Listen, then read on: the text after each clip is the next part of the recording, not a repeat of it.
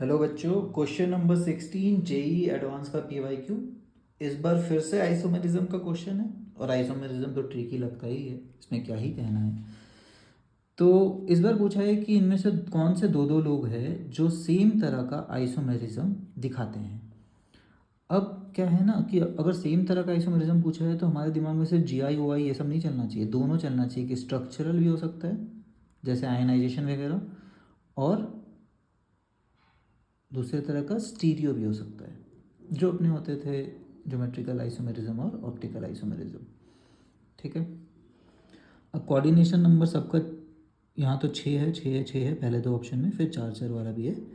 इस 6 coordination number में सबसे पहले स्ट्रक्चर देखते हैं। स्ट्रक्चर में क्या हो सकता था कि भाई ये लिगैंड का काम कर सकता है काउंटर आयन, तो भाई वो अंदर भी जा सकता है।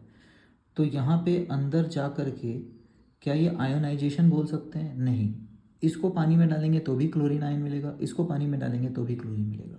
अगर यहाँ क्लोरीन ब्रोमीन होता जैसे लास्ट ऑप्शन में है ना, तो ये जो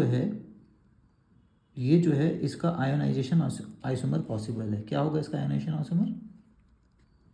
3Br और क्लोरीन। तो एक बार ये जब जाएगा पानी में तो ब्रोमीन इसका काउंटर आयन होगा जो आयन बन के निकलेगा, ये जाएगा तो क्लोरीन निकलेगा। वैसे ही यहाँ पे भी क्लोरीन लिगैंड बन सकता है, तो क्लोरीन अंदर आ जाएगा, NO3 बाहर, तो ये दोनों एक आइसोमेरिज्म हुआ है आयनिक वाला। ठीक है, आयनाइजेशन बोलते हैं इनको। तो ये भी आयनाइजेशन आइसोमेरिज्म शो कर सकता है, ये भी। तो ये तो करेक्ट आंसर है। बाकी कोई आइसोमर देखना है नहीं देखना आपकी मर्जी है। वैसे कोऑर्डिनेशन नंबर 4 है और हम लोग बोले थे कि कम से कम एक लिगैंड कम से कम 2 होना चाहिए, है ना, 2 of the same kind, 2 of the same kind. ऐसा यहाँ दिख नहीं रहा है तो GI वाला तो नहीं है केस, बट हाँ ये आयनाइजेशन जरूर है। सी ऑप्शन में देखते हैं। क्लियर कट सी ऑप्शन जो दिख रहा है ये ऐसा लगेगा कि ये बहुत फेमस वाला है पिछले क्वेश्चन की तरह Ma2B2, है ना, बट यहाँ पे एक ट्रैप है।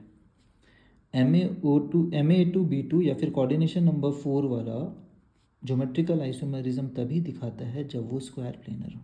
पिछले क्वेश्चन में भी हम लोग बात किए। अगर वो टेट्राहेड्रल हो जाए तो कैसे होगा vertically opposite positions?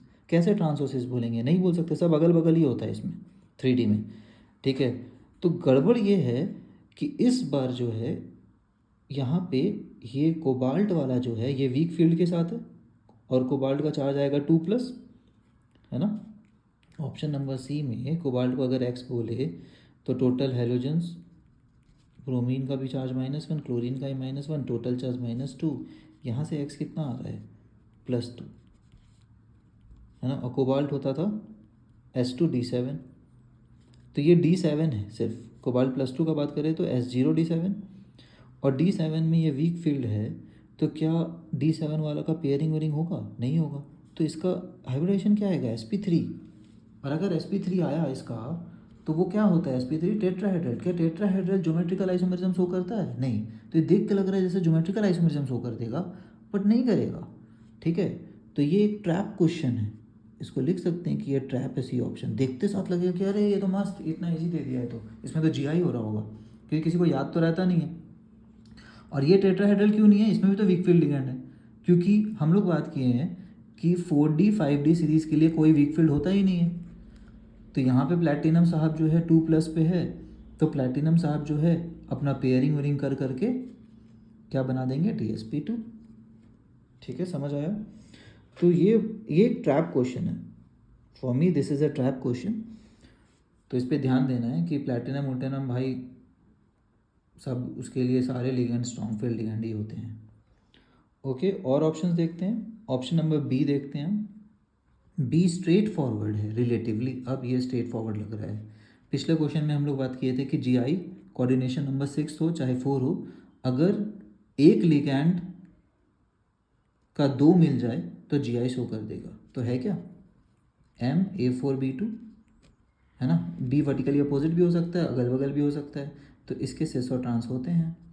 Similarly coordination number 4 Ma2BC, ligand number 2, ligand number 3। ए का 2 तरह है, तो ए वर्टिकली अपोजिट भी हो सकता है, ए अड़ोस पड़ोस भी हो सकता है, तो इसका भी सिस और ट्रांस एग्जिस्ट करता है। तो इन दोनों में GI होगा। तो एक भी कॉमन आइसोमर मिल गया तो बोलेंगे हाँ भाई दोनों में कोई तो आइसोमेरिज्म है जो कॉमन है, तो हम लोग कोई भी खोज लो कॉमन, हमारा तो काम बन गया। ए ऑप्शन में अगर देखेंगे तो ए ऑप्शन देखने से लग रहा था, देखिए कि क्रोमियम है और 5 ऑफ 1 काइंड है, तो ये MA5B है। क्या ये GI शो करेगा? नहीं भाई, कम से कम आपको B2 चाहिए था। 2 तरह का लिगैंड होना चाहिए और दोनों में से दोनों एटलीस्ट 2-2 होना चाहिए। ठीक है, अपने दिमाग को ये सेट कर ले, कम से कम 2-2 होना चाहिए। यहाँ पे 1 है, नहीं हो पाएगा, बिल्कुल नहीं हो पाएगा। और ये तो बहुत एक्सेस में है, ये कम में है, तो ये कम से कम 2 तो होना चाहिए ना, ताकि इसके रिस्पेंस में बात कर ले कि भाई ये वर्टिकली अपोजिट है कि साथ साथ है। सिमिलरली जो नेक्स्ट वाला है वो है NH4Cl2, तो वो तो GI शो कर देगा, बट ये तो GI शो कर ही नहीं रहा है ना फर्स्ट वाला, तो GI तो कॉमन नहीं है दोनों में। फिर कोई बोलेगा आयनाइजेशन कॉमन है क्या? नहीं, इसमें भी क्लोरीन आयन निकलेगा, इसका Cl अंदर गएगा तो Cl ही तो बाहर आएगा। ठीक है, इसका आयनाइजेशन आइसोमर क्या होगा?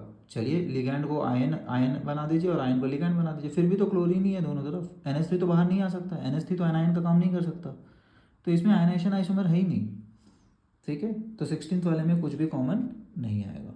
तो ये रिलेटिवली काफ़ी अच्छा क्वेश्चन माना जाएगा, क्योंकि ये पूरे आइसोमरिज्म का नॉलेज का आपको टेस्ट करने वाला है अच्छे से, वो भी। ओके, तो कृपया करके आयनाइजेशन रिवाइज करें, फिर से इस क्वेश्चन पे आए और फिर से समझने का कोशिश करें कि यहाँ पे क्या समझाया जा रहा है।